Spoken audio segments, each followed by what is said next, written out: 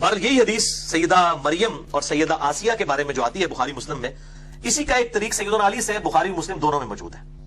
اس میں الفاظ ہے کہ نبی صلی اللہ علیہ وسلم نے فرمایا کہ اپنے زمانے میں سب سے بہترین عورت تھی مریم رضی اللہ تعالی عنہا وعلیہ السلام، اور اس زمانے میں سب سے بہترین عورت ہے خدیجہ رضی اللہ تعالی عنہا، جو کہ نبی صلی اللہ علیہ وسلم کی سیدہ عائشہ سے بھی بڑھ کر محبوب ترین بیوی تھی، جو سب سے پہلے اسلام لے کر آئیں، ایون مولا علی سے بھی پہلے. سب سے پہلے یہ مان لائیں، اس کے بعد مولا علی، اس کے بعد زید بن حارثہ، اور پھر ابو بکر الصدیق رضی اللہ عنہم اجمعین وعلیہم السلام.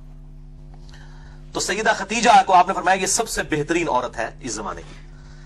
اللہ اکبر. بلکہ اسی کانٹیکسٹ میں بخاری اور مسلم میں ایک اور حدیث ہے، مشکات میں آپ کو ازواج مطہرات والے چیپٹر میں یہ حدیث بھی مل جائے گی کہ ام عائشہ رضی اللہ تعالیٰ عنہ خود کہتی ہیں مجھے سب سے زیادہ جس عورت پہ رشک ہے وہ خدیجہ ہے، سیدہ فاطمہ کی ماں اور حضور کی بیوی، محبوب ترین.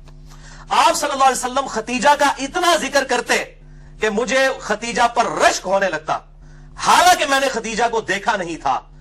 آپ صلی اللہ علیہ وسلم خدیجہ کی سہیلیوں کو بھی بکری ذبح کر کے اس کا گوشت تحفۃً بھجوایا کرتے تھے. حتیٰ کہ سیدہ عائشہ کے الفاظ ہیں بخاری و مسلم میں کہ کبھی کبھار مجھے اتنا رشک آتا کہ میں نبی صلی اللہ علیہ وسلم سے ناراض ہوتی اس بات پہ، اور میں کہتی خدیجہ کے علاوہ کوئی عورت ہی نہیں ہے دنیا کے اندر. میں وہ بتا رہا ہوں وہ بیوی جو سیدہ عائشہ بھی جس پہ رشک کر رہی ہیں. تو جب سیدہ عائشہ کی ہم فضیلت کی بیان کر رہے ہیں تو حضرت خدیجہ کو چھوڑ کے، خدیجہ والا لیول نہیں تھا سیدہ عائشہ کا، نہ مرتبے میں اور نہ نبی صلی اللہ علیہ وسلم کی محبوبیت میں. یہ ان کے بعد کی بات ہے. تو اتنے الفاظ کے خدیجہ کے علاوہ کوئی عورت ہی نہیں ہے. نبی صلی اللہ علیہ وسلم نے فرمایا کہ جب وہ حضرت عائشہ کہتی ہے جب یہ بات کرتی تو نبی صلی اللہ علیہ وسلم اس کی خوبیاں گنوانا شروع کر دیتے، خدیجہ میں یہ خوبی تھی، خدیجہ میں یہ خوبی تھی، یعنی بتانے کے لیے کہ یہ خوبیاں ہیں جو تم میں بھی نہیں موجود ہیں، تم باقی بیوی میں بھی وہ خوبیاں نہیں ہیں. اور پھر فرمایا کہ میری تو ساری اولاد ہی خدیجہ سے ہے، یعنی آپ کی جو چاروں بیٹیاں ہیں، ٹھیک ہے، اور سیدہ فاطمہ اور سیدہ رقیہ، سیدہ ام کلثوم اور سیدہ زینب رضی اللہ عنہم اجمعین وعلیہم السلام، یہ چاروں بیٹیاں سیدہ خدیجہ سے ہوئی ہیں، اور یہ ان کی اپنی بیٹیاں ہیں نبی صلی اللہ علیہ وسلم کی.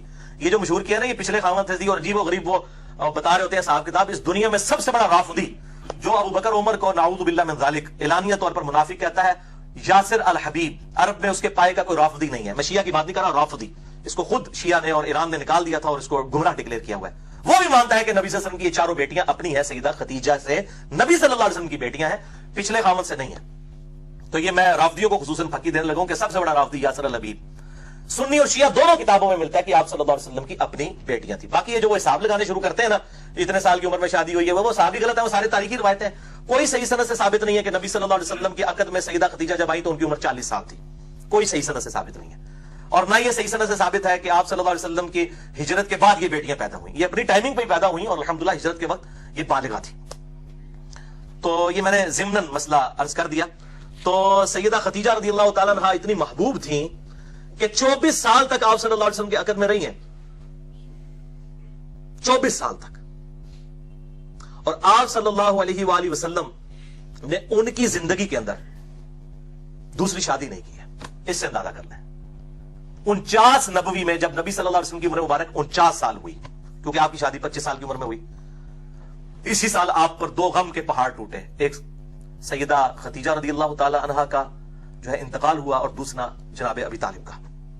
اس کو عام الحزن کہا جاتا ہے، غم والا سال آپ صلی اللہ علیہ وسلم کے لیے غم والا سال تھا کہ 2 ایسی ہستیاں جو آپ صلی اللہ علیہ وسلم کی ڈھارس بندانے والی تھیں، سیدہ خدیجہ اور جناب ابی طالب، وہ آپ صلی اللہ علیہ وآلہ وسلم سے رخصت ہوئے. تو آپ صلی اللہ علیہ وسلم نے سیدہ خدیجہ کی زندگی میں دوسری شادی کبھی نہیں کی ہے. یہ آپ صلی اللہ علیہ وسلم کی ایک خاص ایفیلیشن تھی اپنی اس بیوی کے ساتھ. ورنہ اس زمانے میں کتنی آفرز تھی، لیکن آپ صلی اللہ علیہ وسلم اس معاملے میں یعنی اتنی زیادہ محبت فرماتے تھے کہ کسی اور عورت کے ساتھ سیدہ خدیجہ کو آپ نے شیئر نہیں کیا. یہ سیدہ خدیجہ کی بہت بڑی فضیلت ہے رضی اللہ تعالی عنہ علیہ السلام.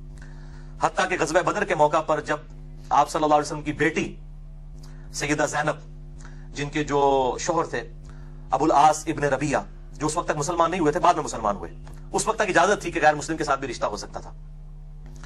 تو یہ خاوند تھے، سیدہ زینب کے خاوند جو ہے وہ قید ہو کر غزوہ بدر میں کافروں کی طرف سے لڑتے ہوئے قیدی بنا کر لائے گئے. اب فدیے سے چھڑانے کے لیے ظاہر کچھ رقم ادا کر رہی تھی تو سب لوگ رقم دے رہے تھے. تو اب سیدہ زینب کے وہ چونکہ ہسبینڈ تھے تو انہوں نے اپنے خاوند کا فدیہ دینے کے لیے اپنا وہ ہار دیا جو سیدہ ختیجہ نے اپنی بیٹی کو پہنایا تھا سیدہ زینب کو، وہ ہار جب نبی صلی اللہ علیہ وسلم کے سامنے آیا تو آپ صلی اللہ علیہ وسلم کی آنکھوں میں آنسو آ گئے. آپ کو حضرت ختیجہ یاد آئی.